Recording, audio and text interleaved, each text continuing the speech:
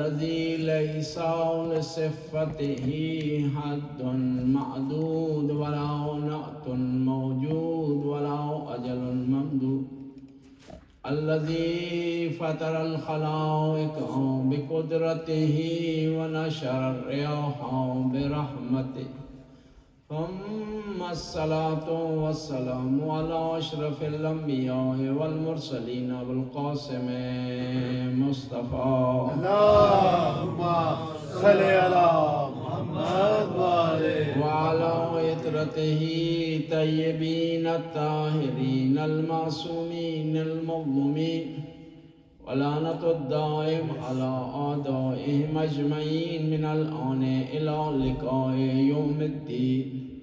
بسم الله الرحمن الرحيم. لو إنما في الأرض من أشجار أقلام والبحر يمد من سبها أبهر ما نفد كلمات الله إن الله عزيز حكيم. صلوات اللهم صل على محمد محمد. خداوند تعالیٰ کا اپنے پاک کلام میں ارشاد ہوتا ہے سورہ لقمان میں، لو انما فی الارض اشجارا اقلام والبحر یمد من بعد سبعۃ ابحر، کہ دنیا کے سارے درخت قلم بن جائیں اور دنیا میں موجود سارے سمندر 7 برابر ہو جائیں اور جن و انس لکھنا شروع کر دیں اللہ کے کلمات کو، یہ لوگ تھک جائیں گے، درخت ختم ہو جائیں گے، سیاہیاں ختم ہو جائیں گی، لیکن اللہ کے کلمات کو احاطہ نہیں کیا جا سکے گا۔ اب ہمیں دیکھنا ہے یہ اللہ کے کلمات ہیں کیا، اور اللہ کے یہ وہ کلمات ہیں جن کی وجہ سے آدم کی توبہ قبول ہوئی، یہ اللہ کے وہ کلمات ہیں جن کی وجہ سے نوح کی کشتی کنارے لگی ہے، یہ اللہ کے وہ کلمات ہیں جن کی وجہ سے حضرت ابراہیم کو مقام امامت ملا ہے، یہ اللہ کے وہ کلمات ہیں جن کے پڑھنے کی وجہ سے موسیٰ کے لیے دریا نے سمندر نے راستہ دیا ہے، یہ وہ اللہ کے کلمات ہیں جن کی وجہ سے حضرت عیسیٰ کو مقام اور درجہ ملا۔ یہ اللہ کے کلمات ہیں کیا کہ اتنا بڑا مقام رکھتے ہیں کہ آدم کا ان کے بغیر چارہ نہیں، نوح کا ان کے بغیر چارہ نہیں، ابراہیم کا ان کے بغیر چارہ نہیں، موسیٰ کے ان کے بغیر چارہ نہیں، اور عیسیٰ کو ان کے بغیر چارہ نہیں۔ جب امام جعفر صادق سے پوچھا گیا کہ اللہ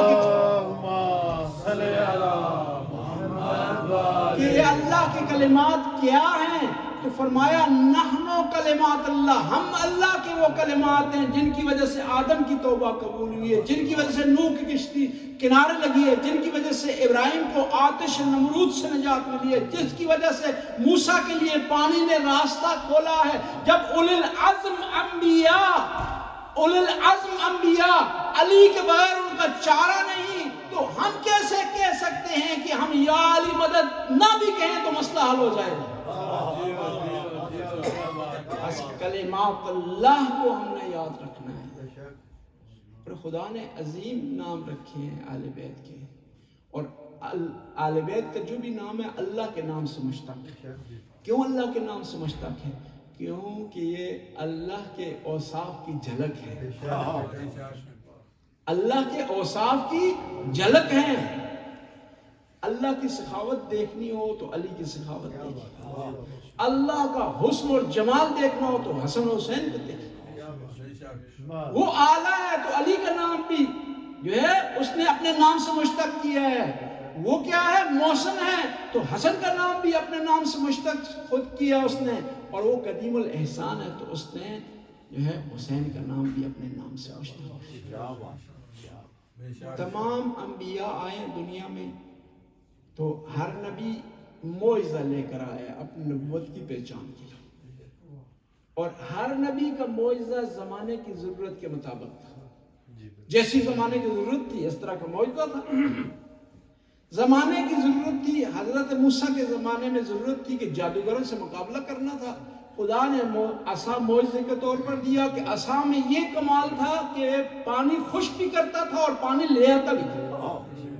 فَضْرِبْ عَصَاكَ الْحَجَرَ، اے موسیٰ اپنے عصا کو پتھر پر مار، فَانْفَجَرَتْ اثنا عشر عیناً، کہ اس میں سے 12 چشمے پھوٹ جائیں گے، اور وہی موسیٰ وہی عصا جو پانی نکال رہا ہے اس کو جب دریا پر ڈال رہے ہیں تو پانی خشک ہو رہا ہے۔ اور موسیٰ کی بات آ گئی نا تو ایک جملہ کہتا چلو، موسیٰ کے لیے پانی نے راستہ کھولا ہے نا، حضرت موسیٰ کے لیے پانی نے راستہ کھولا ہے، راستہ بنایا ہے موسیٰ، اور موسیٰ بھی بچ کے، جو موسیٰ کے ساتھ تھے وہ بھی بچ گئے۔ میں آپ سے سوال کرتا ہوں، یہ موسیٰ کی قوم میں جو لوگ تھے وہ سارے مومن تھے، سارے متقی تھے، سارے نیک تھے، سارے پارسا تھے؟ نہیں، پارسا ہوتے تو بچڑے کی پوجا نہ کرتے، پارسا ہوتے تو موسیٰ کا انکار نہ کرتے، پارسا ہوتے تو حجتیں نہ کرتے حضرت موسیٰ کی باتوں پر، ان کے احکام پر۔ گناہگار تھے لیکن بچ کے سارے، جی گناہگار ہونے کے باوجود ایک معصوم تھا، باقی ان میں گناہگار تھے، سارے بچ گئے۔ اور اس کے مقابلے میں فرعون میں آیا، فرعون کی قوم میں کچھ لوگ نیک تھے۔ قرآن کہہ رہے ہیں قال رجل من آل فرعون رجل مومن من آل فرعون، آل فرعون میں سے ایک شخص مومن تھا جس نے یہ بات کی، قرآن نے گواہی دی، لیکن مومن ہونے کے باوجود وہ سارے گھر گئے۔ موسیٰ والے سارے بچ کے گناہگار ہونے کے باوجود بھی، فرعون والوں میں نیک ہونے کے باوجود بھی سارے غرق ہو گئے، کیونکہ قرآن نے ہمیں معیار اور ملاک دے دیا۔ دیکھنا یہ ہے کہ امام کس قسم کا ہے۔ امام اگر نیک ہے، متقی، گناہگار بھی ہو تو بچ جائیں گے، اور اگر امام گناہگار ہے، فاسق ہے، فاجر ہے، تو اس کی قوم میں نیک لوگ ہوں گے، وہ بھی ڈوب جائیں گے۔ ہم اسی آسرے کی بنیاد پر کہہ رہے ہیں خود گناہگار ہیں، عاصی ہیں، خطاکار ہیں، لیکن امام ایسا چنا ہے جو گناہگار نہیں ہے، عاصی نہیں ہے، خطاکار نہیں ہے۔ ہم اس امام کی وجہ سے بچ جائیں گے۔ اس لیے تو خدا نے پانی کو کہہ دیا کہ موسیٰ والوں کو چھیڑنا نہیں ہے، فرعون والوں کو چھوڑنا نہیں ہے۔ قیامت کے دن بھی خدا کہے گا علی والوں کو چھیڑنا نہیں ہے، جو غیر علی والے ان کو چھوڑنا نہیں ہے۔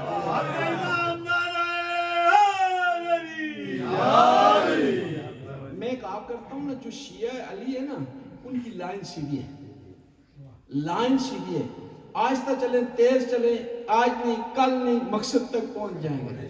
لیکن جو غیر علی والے ان کی لائن ٹیڑھی ہے، جتنی سپیڈ لگائیں گے اتنا مقصد سے دور ہوں گے، جتنی نمازیں پڑھیں گے اتنے ہی زیادہ گناہگار ہوں گے۔ علی کے ماننے والے بچ جائیں گے۔ بس قرآن نے ہمیں معیار دے دیے کہ ہم نے امام اچھا کیا، اس لیے تو قرآن نے کہا نا کہ قیامت کے دن ہم اماموں کے ساتھ اٹھائے جائیں گے۔ لوگ اپنے یوم کل اناس، اس دن سارے کے سارے افراد اپنے امام کے ساتھ پکارے جائیں گے، امام کے ساتھ اٹھائے جائیں گے۔ امام جہاں جائے گا وہ بھی وہاں جائیں گے۔ امام جنت میں جائے گا تو جنت میں جائیں گے، امام جہنم میں چلا جائے گا تو جہنم میں چلے جائیں گے۔ بس امام، صحیح امام کا انتخاب کرنا ہے آپ نے۔ اور تاریخ میں کچھ لوگوں نے انتخاب کیا، ابو ذر نے انتخاب کیا، سلمان فارسی نے انتخاب کیا، ابو رافع نے انتخاب کیا، ابو اسود دولی نے انتخاب کیا، اور میسم نے اتنا انتخاب کیا کہ زبان کٹا دی۔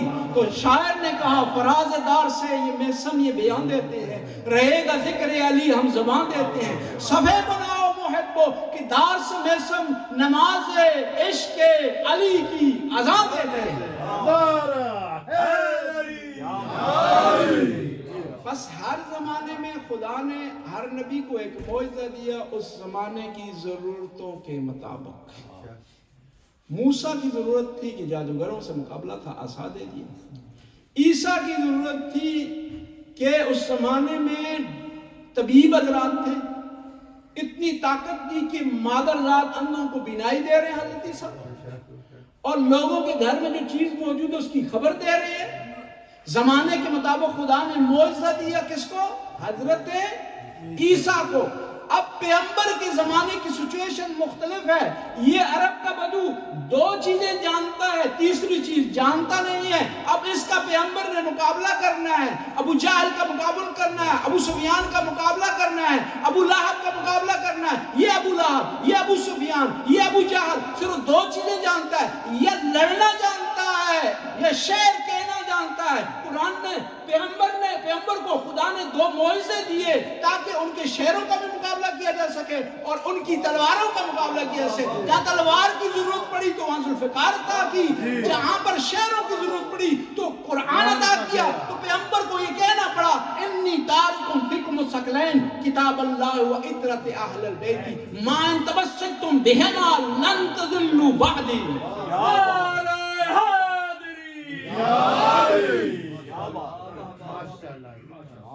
اور پھر یہاں قرآن نہیں رکا بلکہ قرآن نے گواہی دے دی، انزلنا الحدید وفیہ بأس شدید، ہم نے لوہے کو آسمان سے اتارا ہے اور اس میں سخت لڑائی ہے. مسلمان پریشان ہو گئے، لوہا زمین سے نکلتا ہے، قرآن کہہ رہا ہے آسمان سے اترتا ہے. تو جواب دیا گیا کہ یہ خاص لوہا ہے، یہ وہ لوہا ہے جس کے بارے میں کہا صدای آسمانی لا فتح الا علی لا سیف الا ذوالفقار. مولانا اسماعیل بہت عظیم مقرر تھے، خطیب تھے، مبلغ تھے.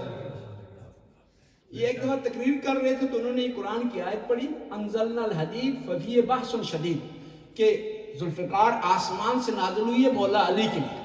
تو مولوی صاحب نے سوٹا، اس نے کہا کہ یہ اسماعیل یہ باتیں شیعہ تو پسند کر سکتے ہیں لیکن علمی باتیں نہیں ہیں، یہ ہمیں ان باتوں سے تم نہیں بلا سکتے ہو کہ خدا کیا خدا آسمانوں پہ خدا نے بھٹیاں لگائی ہوئی ہیں کہ وہاں سے تلواریں اتار رہا. یہ کہہ دیا نا مولانا اسماعیل نے، بڑا پیارا جواب کہا موسیٰ کی قوم کے لیے آسمان سے کھانے نازل ہوئے، کیا خدا نے وہاں کچن لگایا ہوا ہے؟ جب خدا کا وہاں کچن ہو سکتا ہے تو وہاں پر بھٹیاں بھی ہو سکتی ہیں جہاں تلواریں تیار ہوں اور مولا علی کے لیے نازل ہوں.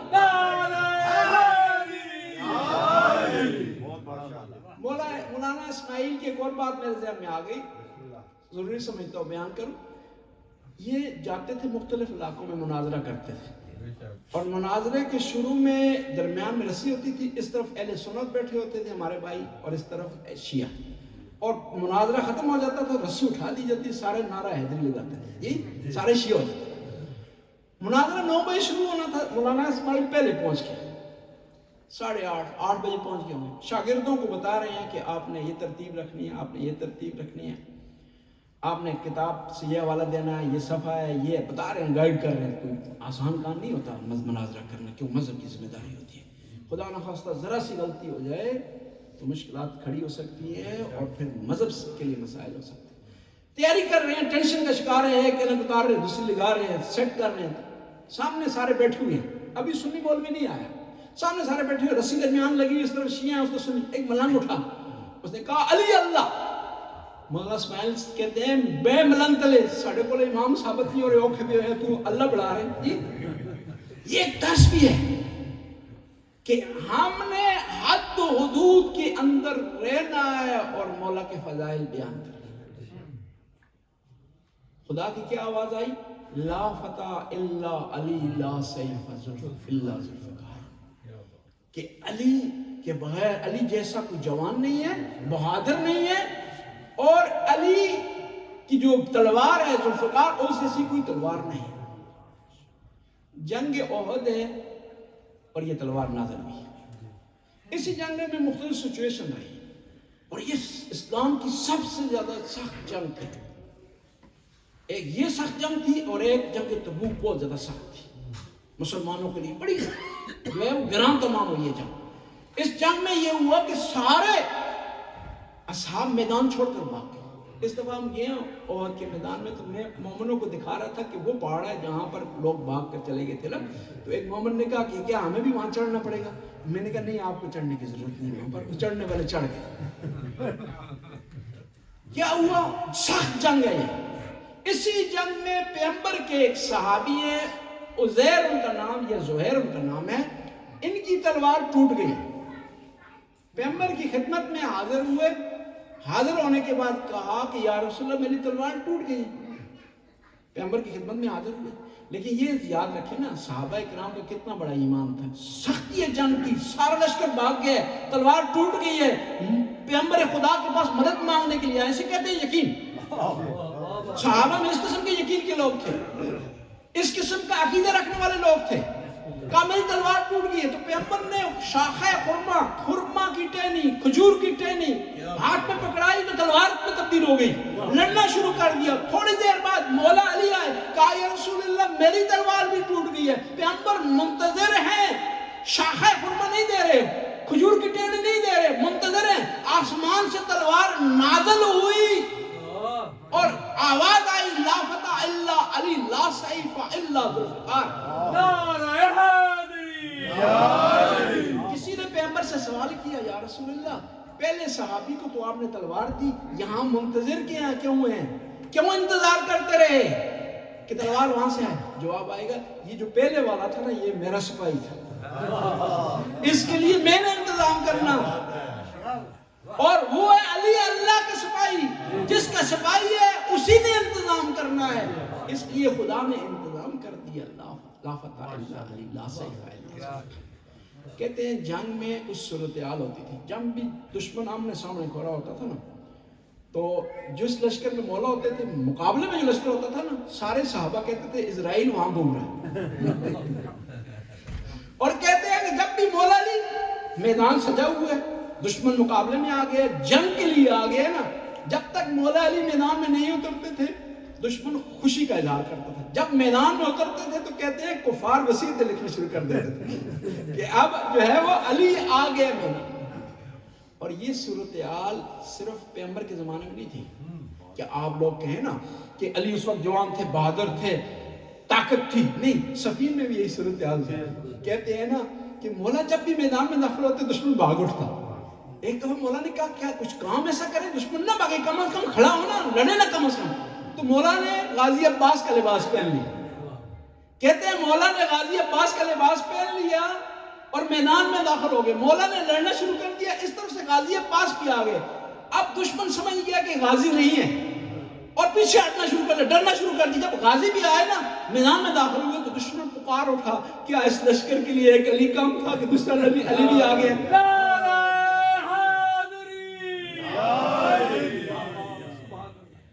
بس لا فتح الا علی لا سیف الا ذوالفقار کہ یہ وہ ہستی ہے جس کے بارے میں خدا نے ارشاد فرمایا حدیث قدسی میں لا سیف الا ذوالفقار. علی جو ہے وہ ہستی ہے جس کا کوئی مقابلہ نہیں کر سکتا، جس کا کوئی شبیہ نہیں ہے. اس لیے تو پیغمبر نے ارشاد فرمایا ضربت علی یوم الخندق افضل من عبادت الثقلین. علی کی خندق کے دن کی ضربت ثقلین کی عبادت سے افضل ہے. اب ایک سوال یہاں پیدا ہوتا ہے، دیکھیں نا ہمیشہ جب کام کرتے ہیں جو اجرت آپ کو ملتی ہے دونوں میں بیلنس ہوتا ہے. صحیح، یہ کبھی بھی نہیں ہوا کہ آپ نے ایک دن کام کریں اور آپ کو اجرت ملے ایک مہینے کی، نہیں ہوتا. نہیں، خدا کے اب یہ حساب کتاب ہے کہ آپ جو ہے ایک دن نماز پڑھیں گے تو ایک دن کا ثواب ملے گا، دو دن نماز پڑھیں گے تو 2 دن کا ثواب ملے گا، 3 دن نماز پڑھیں گے تو 3 دن کا ثواب ملے گا، 4 دن نماز پڑھیں گے 4 دن کا ثواب ملے گا. صحیح، بیلنس جو ہے کیا ہے اس میں سمن اور مسمن میں بیلنس تو ہونا ضروری ہے، یعنی سیم ہونی چاہیے. لیکن یہاں پر پیغمبر نے ارشاد فرمایا ضربت علی یوم الخندق افضل من عبادت الثقلین. علی کی خندق کے دن کی ضربت ثقلین کی عبادت سے افضل ہے. میں تھوڑا ثقلین کی وضاحت کروں پھر آؤں گا پچھلے جملے کی طرف. ثقلین کیا ہے؟ جن و انس کی عبادت سے افضل ہے. ثقلین میں آدم بھی ہیں، نوح بھی ہیں، ابراہیم بھی ہیں، موسیٰ بھی ہیں، اسماعیل بھی ہیں، اسحاق بھی ہیں، عیسیٰ بھی ہیں. ان تمام انبیاء کی جن و انس کی عبادت کو ایک طرف رکھا جائے تو علی کی ایک ضربت عبادت نہیں، علی کی ایک ضربت ثقلین کی عبادت سے افضل ہے. جس ہستی کی ایک ضربت ثقلین کی عبادت سے افضل ہو تو اس کی عبادت کا کیا حال ہوگا.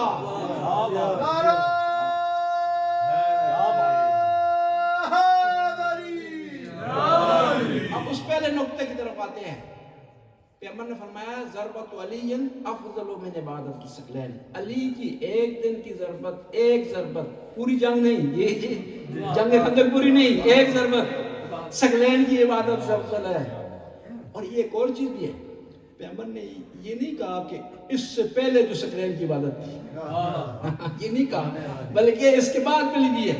یعنی پیغمبر کو پتا تھا سکلین کتنی عبادت کریں گے، پتا تھا کہ انسان کتنی عبادت کریں گے، جن کتنی عبادت کریں گے، یعنی شروع سے لے کر آخر تک جتنی عبادتیں کی ہیں سکلین نے، جن و انس نے، اس سے علی کی ضربت افضل ہے۔ کیا بات ہے، کیا بات۔ سمن اور مسمن میں بیلنس ہونا چاہیے، اجر اور ماجور میں بیلنس ہونا چاہیے، یعنی سیم ہونی چاہیے، کم از کم قریب ہوں۔ یہ کیسے ہو سکتا ہے کہ ضربت ایک ہو اور سکلین کی عبادت سے افضل ہو؟ اس میں ٹائمنگ کا ڈیفرنس ہے، اس میں حالات کا ڈیفرنس ہے، پھر کس طرح ہم کہہ سکتے ہیں کہ سکلین کی عبادت سے افضل ہے؟ اور یہ آیا ممکن بھی ہے، قرآن نے خود جواب دیا۔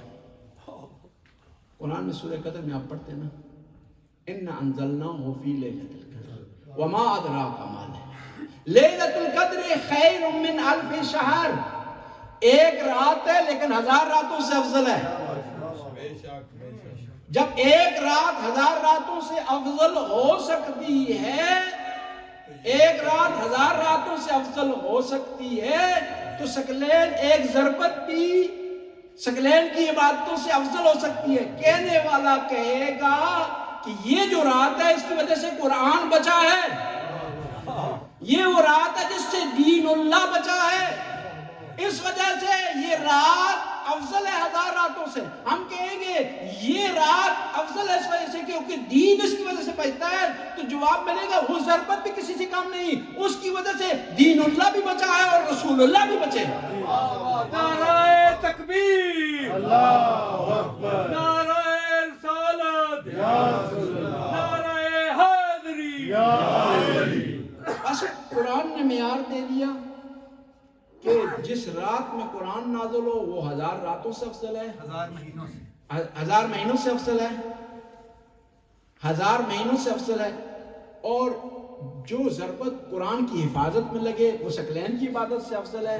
بس جس گھر میں قرآن نازل ہو تو 1000 گھروں سے افضل ہے، واہ واہ واہ واہ، سبحان اور جس محمد پر قرآن نازل ہو تو 1000 انسانوں سے افضل ہو۔ اور 1000 سے مراد یہاں پر عدد نہیں ہے، 1000 سے مراد یہاں پر کثرت ہے۔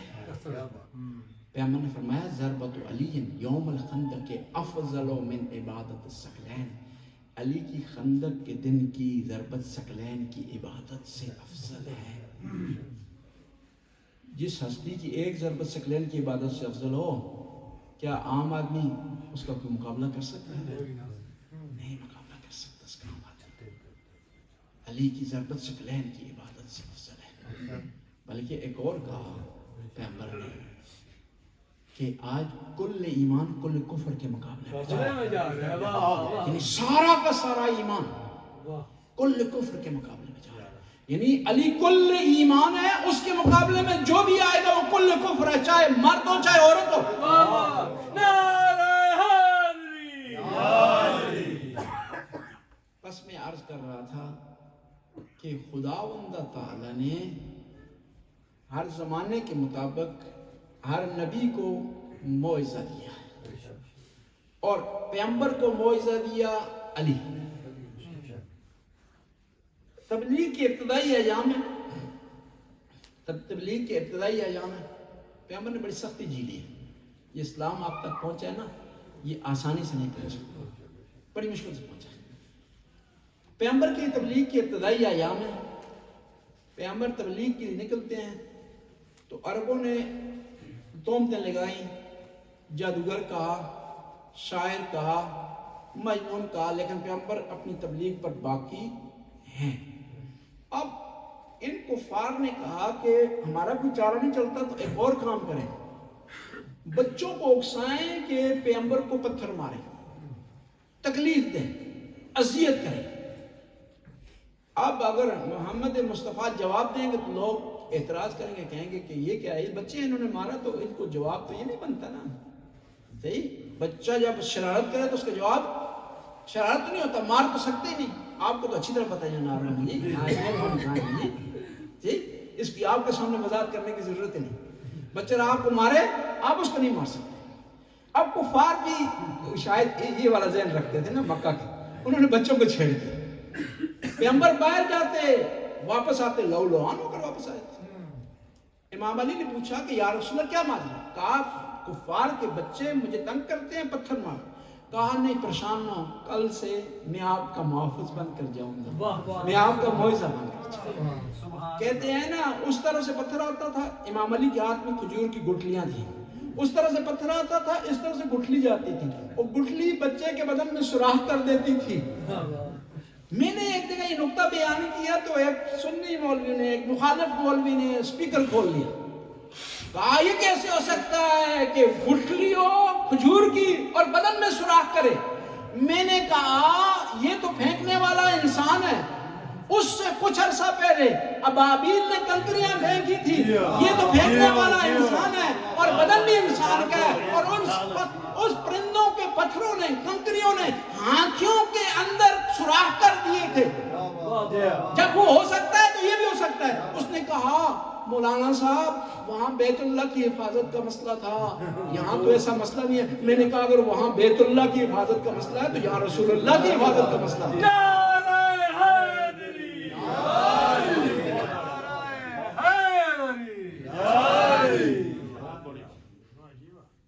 آپ دیکھیں نا یہاں، بس میں آپ کو بتاتا چلوں، آپ دیکھیں نا کہ جس ہاتھ میں کھجور کی گٹھلی آتی ہے تو اتنا کمال کر دیتی ہے کہ بدن میں سوراخ ہو جاتا ہے، اس ہاتھ میں جب ذوالفقار آتی ہوتی ہے کتنا کمال کرتی ہے. امام علی خداوند تعالیٰ کی سخاوت کی جھلک ہے. ایک جنگ میں دشمن آمنے سامنے ہے، اس کی تلوار اس کے ہاتھ سے گر گئی، یہ ٹوٹ گئی، نہتا ہو گیا، خالی ہاتھ ہو گیا. اس نے کہا کہ علی یہ انصاف نہیں ہے کہ آپ کے ہاتھ میں تلوار ہو اور میں خالی ہاتھ ہوں، آپ کیا مجھے اپنی تلوار دے سکتے ہیں؟ مولا نے پھینک دی. صحابہ کرام نے شور مچایا کہ علی کیا کر رہے ہو، تلوار کو دشمن کو دے رہے ہو. کہا نہیں، علی سخی ہے، اس کے لیے امن اور جنگ کا معاملہ مختلف نہیں ہوتا. وہ سخی ہے، جہاں کوئی بھی مانگتا ہے، یہ ہو نہیں سکتا علی سے کوئی چیز مانگے اور اس کو عطا نہ کرے. بس علی علیہ السلام کا یہ مقام ہے. اتنی بڑی طاقت ہونے کے باوجود، اتنا بڑا مقام رکھنے کے باوجود علی مظلوم کیوں رہے؟ کچھ سوالوں کا جواب دیں گے یہاں سے اور پھر مسائل کی طرف چلے جائیں. بعض اوقات لوگ ہمیں سوال کرتے ہیں کہ آپ کہتے ہیں کہ علی پر ظلم ہوا، گھر کو آگ لگی، سختی ہوئی، علی تو بڑے بہادر تھے، یہ کیسے ہو سکتا ہے کہ زوجہ پر ظلم ہو علی خاموش رہے؟ علی تو فاتح خیبر ہیں، علی تو فاتح خندق ہیں، علی فاتح خیبر ہیں، کیسے ہو سکتا ہے کہ خاموش رہیں؟ خود امام علی نے بھی اس کا جواب دیا اور ہم بھی جواب دیتے ہیں اس کا. ایک تو پیغمبر کی وصیت تھی. علی ہماری طرح جذباتی نہیں ہے.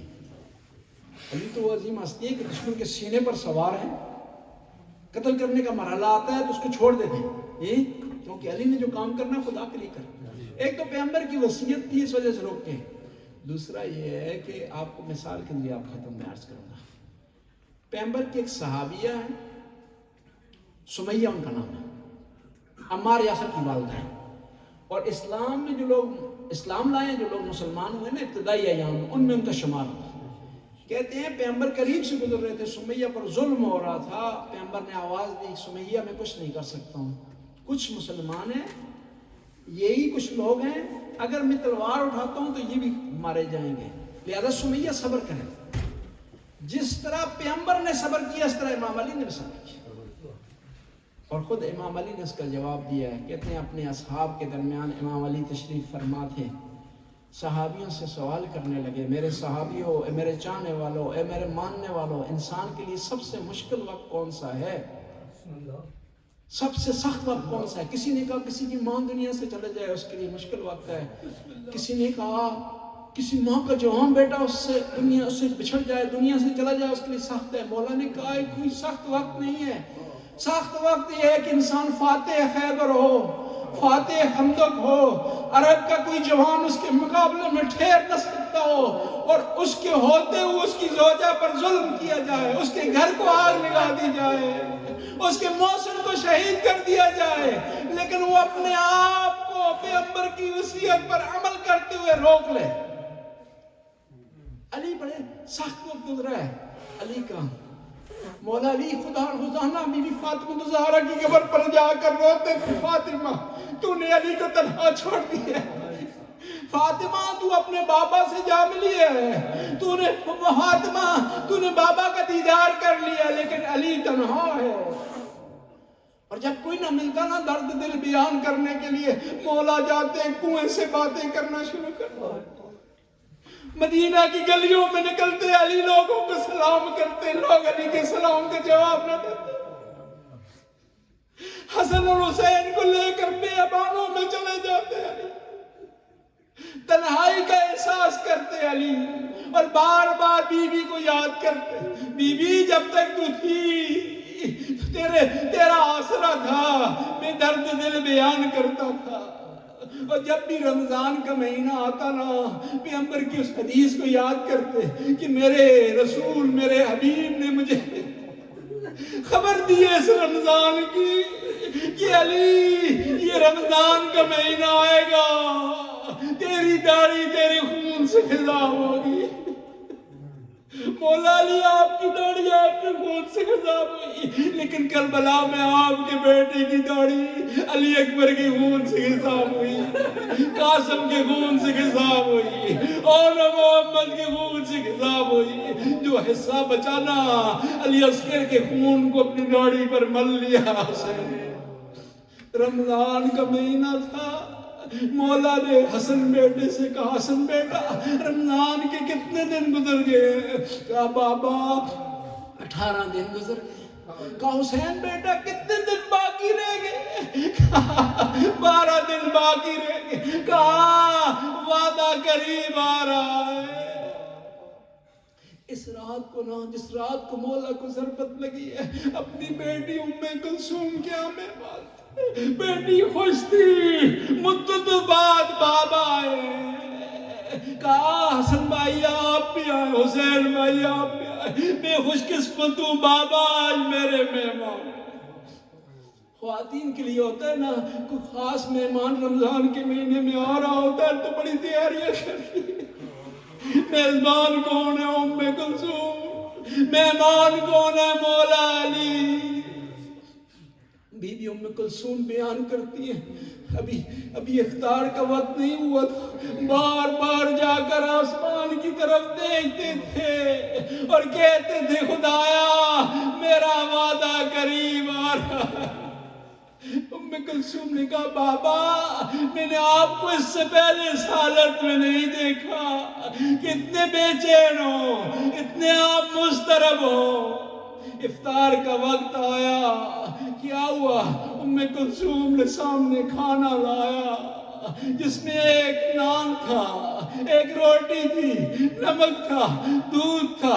کہا بیٹی ایک کھانا چھوڑو باقی اٹھا لو۔ بیٹی نے نمک اٹھانے کی کوشش کی، کہا نہیں دودھ اٹھا لو، اس کوفہ میں بہت سارے یتیم بچے ہیں جن کو دودھ کی ضرورت ہے، شیر کو اٹھا لو، یہاں سے دودھ کو اٹھا لو۔ اب دودھ اٹھایا، مولا نے افطار کیا۔ افطار کرنے کے بعد ساری رات عبادت میں گزاری، بار بار سین میں جاتے اور آسمان کی طرف دیکھتے کے بعد کہتے ستاروں کو آ رہنا، تم نے علی کو سوتے ہوئے نہیں دیکھا۔ ستاروں کو آ رہنا، علی اپنی آخری رات بھی عبادت میں گزار رہا ہے۔ بی بی ام کلثوم نے کہا مولا بابا آپ پریشان کیوں ہوئے، مضطرب کیوں ہوئے؟ کہا میرا وعدہ قریب آ رہا ہے، مجھے رسول اللہ نے بلا لیا ہے۔ جب صبح کا وقت ہوا نا، گھر سے نکلے، مرغابیوں نے روکا، آگے بڑھ گئے، دروازے نے روکا، آگے بڑھ گئے، مسجد میں گئے، آذان دی۔ بی بی زینب نے آواز سنی، بی بی زینب ہوئے جنہوں نے 2 آذانیں سنی ہیں، یہ آذانیں ایسی تھی بی بی زینب نے دوبارہ نہ سنی آذانیں۔ ایک کوفہ کی مسجد کی آذان تھی، دوسری کربلا میں علی اکبر کی آذان تھی۔ جب بی بی نے آواز سنی نا، آواز میں درد پایا جاتا تھا، فوراً ذہن میں آیا اب مجھے پتا چل رہا ہے کہ جب میں کوفہ میں آئی تو بابا نے کوفہ کی گلیاں کیوں دکھائی، بازار کیوں دکھایا؟ میں نے کہا بابا مجھے کوفہ کی گلیاں کیوں دکھا رہے، مجھے بازار کیوں دکھا رہے؟ یہ آپ محمد حنفیہ کو دکھائے، عباس کو دکھائے۔ تو بابا نے کہا اے زینب بیٹا یہ کوفہ ہوگا، اس کے بازار ہوں گے، ایک دفعہ تو خطبہ دے گی تو لوگ یہ کہنے پر مجبور ہو جائیں گے کہ علی دوبارہ کوفہ میں آ گئے۔ اب چبوترے پر آذان دی، بی بی زینب نے بیویوں کو اکٹھا کیا، کہا بیویوں دعا کرو یہ آواز سلامت رہے۔ آذان دینے کے بعد اس ملعون کو امام نے اٹھایا کہ ملعون اٹھ، نماز کا وقت ہو گیا ہے۔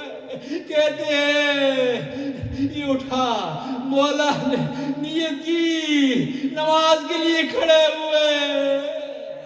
کہتے ہیں پہلی رکعت تھی، دوسرا سجدہ تھا، اس ظالم نے وار کیا، آواز آئی یا اہل الکوفہ، اے کوفہ والو آسمان ٹوٹ گیا ہے، ہدایت کے ارکان ختم ہو گئے ہیں۔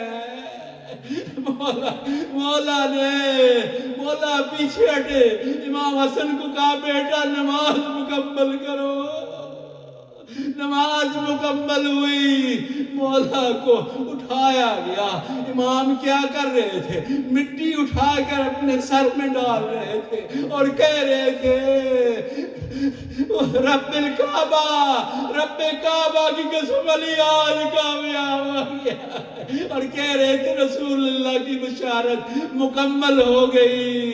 اب مولا علی کو اٹھایا گیا، اٹھا کر لا رہے ہیں، گھر کے قریب پہنچے نا، کہا میں اس گھر میں اپنے پاؤں سے چل کر داخل ہونا چاہتا ہوں۔